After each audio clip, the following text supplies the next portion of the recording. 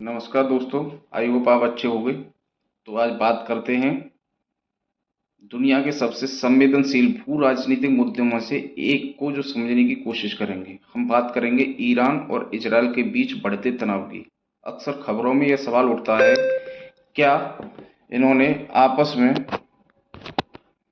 दोनों देशों के बीच युद्ध होने वाला है? अगर ऐसा होता तो इसका असर पूरी दुनिया पर क्या पड़ेगा?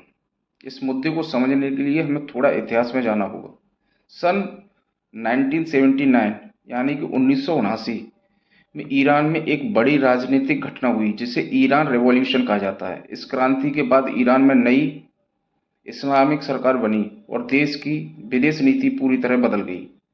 नई सरकार ने इजरायल को मान्यता देने से इनकार कर दिया। यहीं से दोनों देश के संबंध खराब होने लगे और बात बिगड़ने लगी। समय के साथ यह तनाव और बढ़ता चला गया। अब दिलचस्प बात यह है कि ईरान और इजरायल के बीच सीधे युद्ध बहुत कम हुए। इसके बजाय दोनों देश अक्सर प्रॉक्सी वार के जरिए एक दूसरे पर दबाव बनाते हैं। उदाहरण के लिए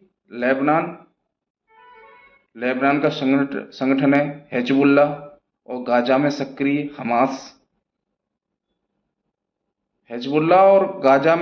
हमास। इजरायल का आरोप है कि ईरान इन संगठनों को समर्थन देता है। इसी कारण मिडिल ईस्ट में कई बार तनाव बढ़ जाता है। अब बात करते हैं सबसे बड़े विवाद की। यह विवाद ईरान के न्यूक्लियर प्रोग्राम को लेकर। ईरान कहता है कि उसका परमाणु कार्यक्रम केवल ऊर्जा उत्पादन और वैज्ञानिक शोध के लिए है, लेकिन इजरायल और कई पश्चिमी देश मानते हैं कि ईरान भविष्य में परमाणु हथियार विकसित कर सकता है।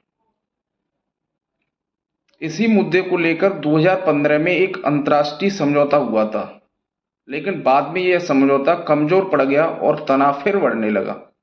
हाल के वर्षों में दोनों देशों के बीच कई घटनाएं हुई। साइबर हमले हुए और ड्रोन हमले हुए और सीरिया में एयर स्ट्राइक सबसे बड़ा सीधा टकराव अप्रैल 2024 में देखने को मिला, जब ईरान ने सैकड़ों ड्रोन और मिसाइलों से इजरायल पर हमला किया।